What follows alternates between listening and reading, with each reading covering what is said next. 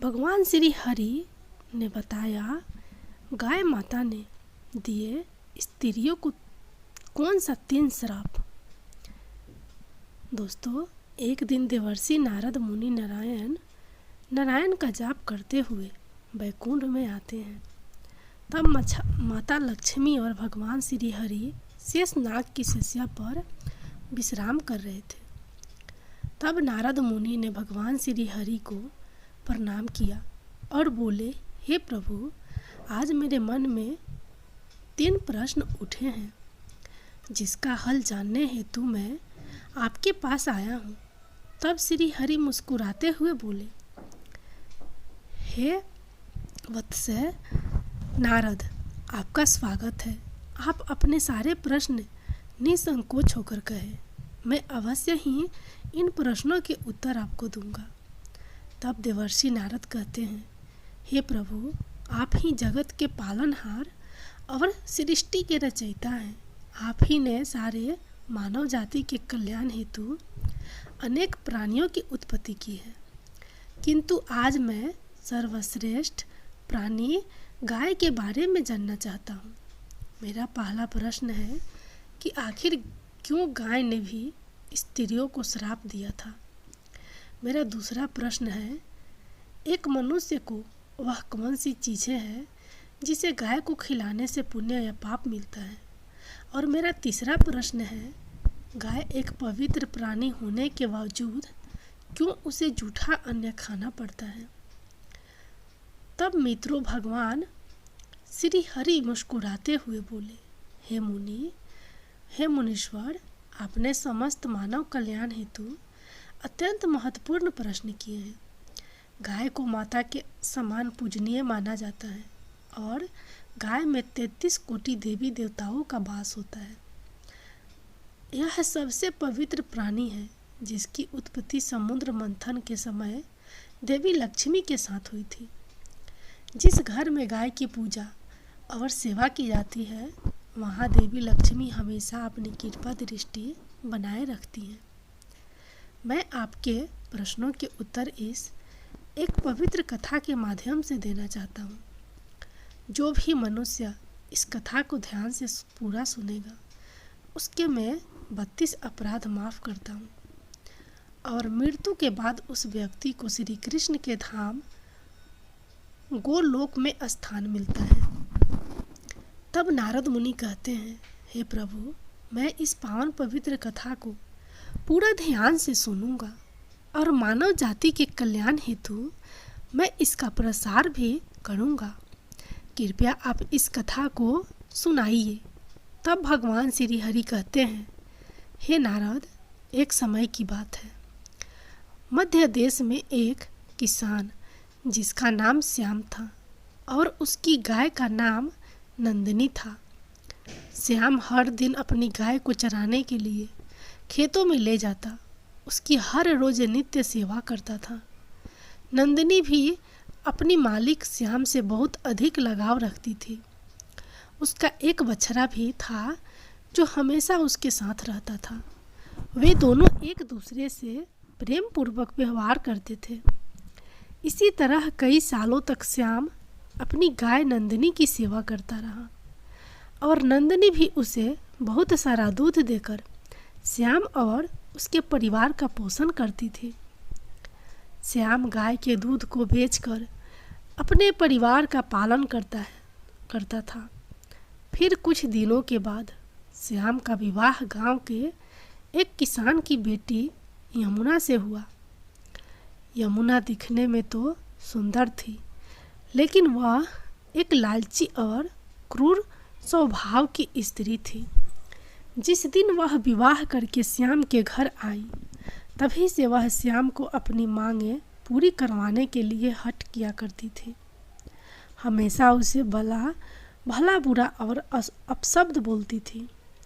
वह हर दिन सुबह देर से जागती थी तथा देर से भोजन बनाती थी और बचा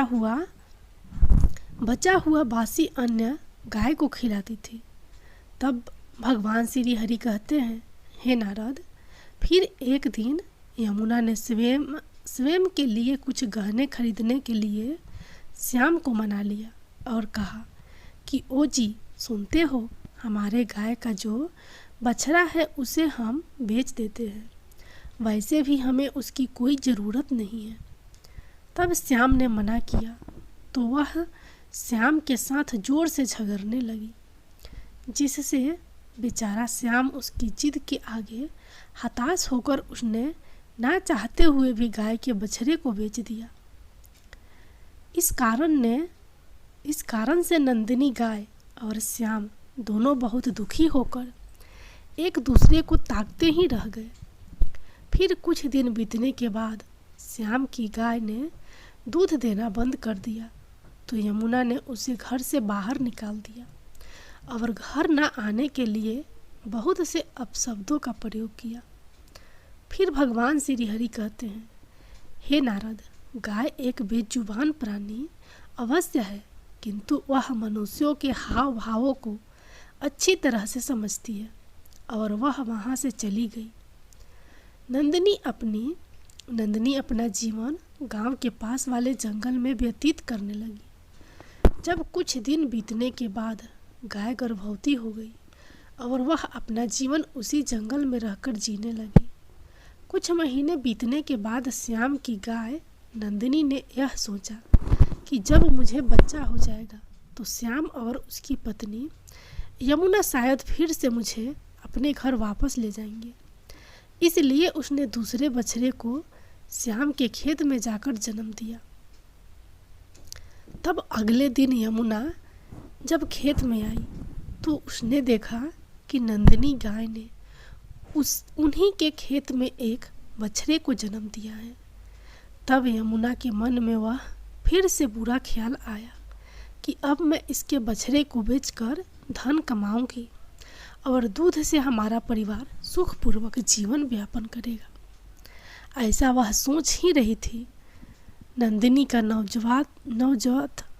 नवजात शिशु जो अभी अभी जन्मा हुआ था, माँ के रक्त से भरा हुआ जमीन पर रेंगने लगा, जिस कारण से उसके शरीर पर कंकरों के कारण छोटे छोटे घाव होने लगे।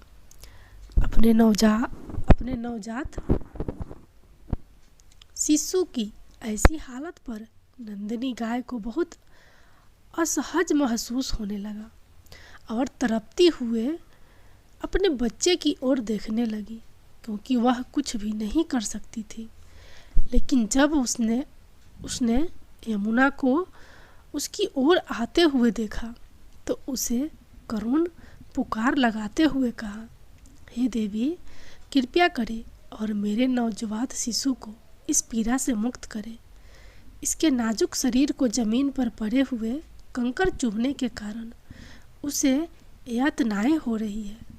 जब यमुना ने गाय के बछड़े की ओर देखा तो वह अत्यंत दुर्गंध युक्त रक्त में पड़ा रेंगता हुआ अपनी माँ की तरफ बढ़ रहा था।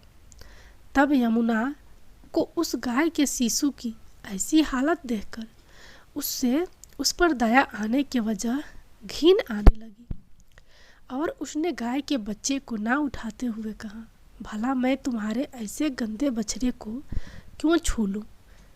दोस्तों, भगवान श्री हरि कहते हैं, हे नारद, वह गाय यमुना से बहुत याचना करने लगी। रोते हुए गिड़गिड़ाते हुए हृदय के अंतर मन से उससे विनती करने लगी, किंतु यमुना ने क्रूर स्वभाव के कारण उसने गाय के बछड़े को छुआ तक नहीं और वह वहाँ से दूर चली गई। गाय बार बार उसे विनती करती रही, किंतु यमुना ने उसकी बातों पर ध्यान नहीं दिया। तब गाय ने भगवान को प्रार्थना करते हुए गुहार लगाई और कहने लगी, हे प्रभु, आप क्यों मेरे निर्दोष निष्पाप बछड़े को ऐसी प्राण घातक सजा दे रहे हैं। आखिर हम प्राणियों ने कौन सा महापाप किया है जिस कारण से हमें अपने बच्चों को ऐसा तड़पते हुआ देखना पड़ता है। गाय की ऐसी करुण पुकार सुनकर स्वयं श्री कृष्ण वहाँ पर पधारे और उन्होंने गाय सहित समस्त प्राणियों को आशीर्वाद दिया कि उनके बच्चे जन्म लेने के बाद तुरंत ही चलने लगेंगे, जिस कारण से वे उनके स्वयं के माँ के आसपास रह सकेंगे। तब भगवान श्री हरि कहते हैं, हे नारद, श्री कृष्ण आशीर्वाद देकर वहाँ से अंतर्धान हो गए। किंतु थोड़ी ही देर बाद जब यमुना वापस उस गाय के पास उसे देखने के लिए आई तो उसे उसकी आंखों पर विश्वास नहीं हुआ। गाय का बच्चा खुद से खड़ा था। तो यमुना ने गाय के बच्चे को हल्का सा धक्का देकर जमीन पर गिरा दिया।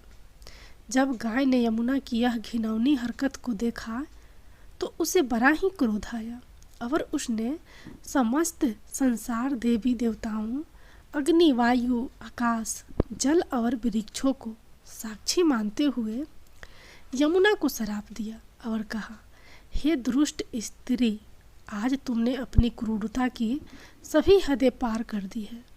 मैं आज समस्त संसार को साक्षी मानते हुए तुम्हें और समस्त मानव जाति को यह श्राप देती हूँ कि जब भी तुम्हारा बच्चा पैदा होगा तो उसे चलने के लिए सहारे की ज़रूरत पड़ेगी और तुम्हारे बच्चों को चलने के लिए 1 वर्ष तक का समय लगेगा।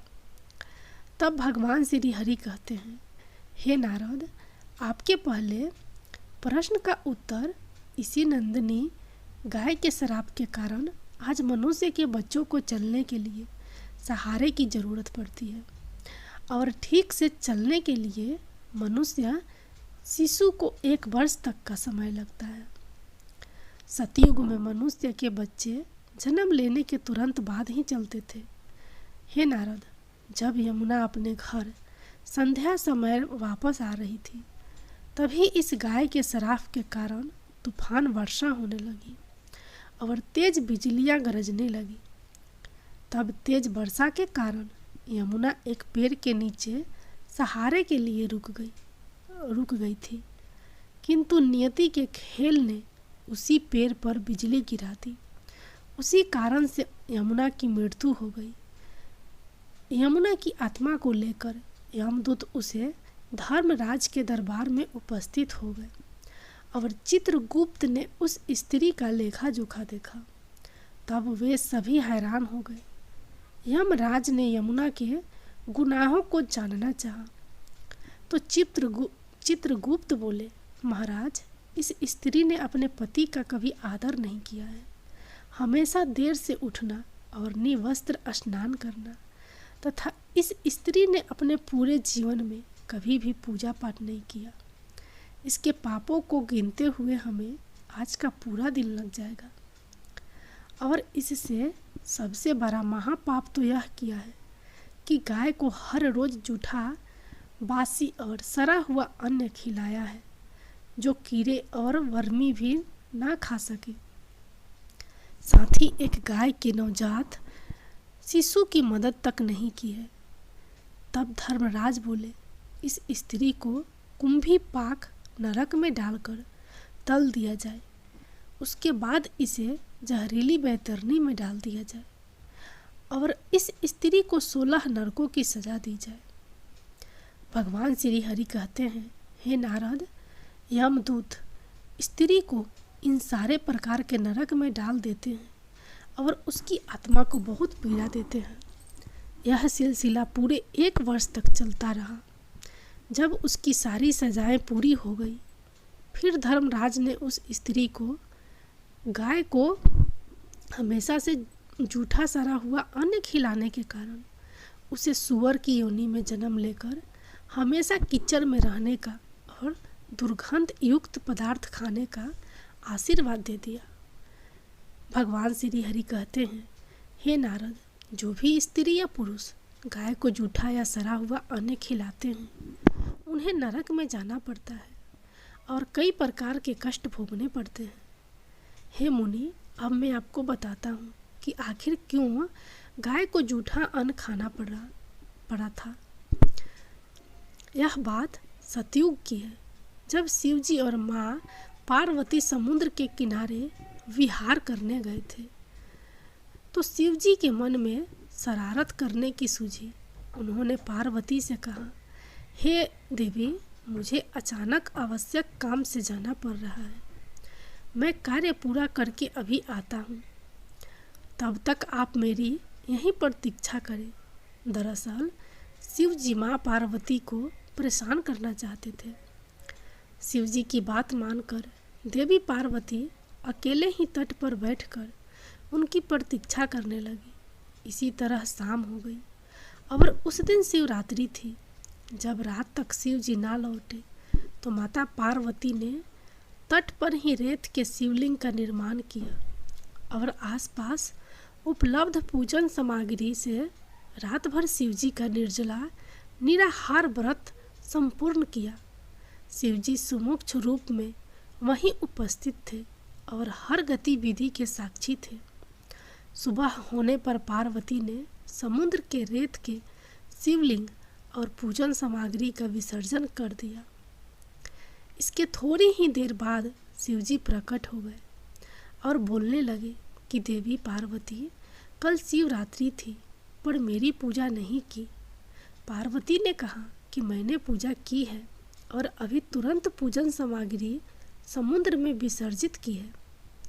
शिव जी अभी भी पार्वती के साथ और ठिठोली करना चाहते थे।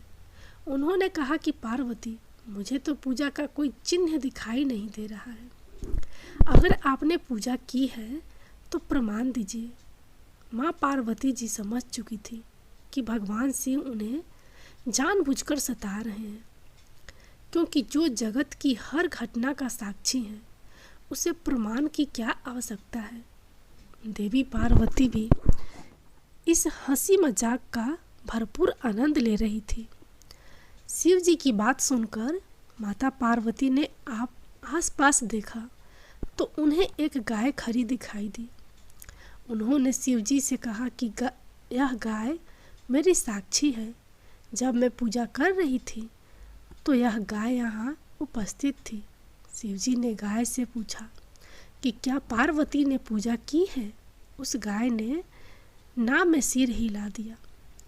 शिव जी ने कहा, पार्वती, आप असत्य कह रही हैं। गाय ने आपकी गवाही नहीं दी।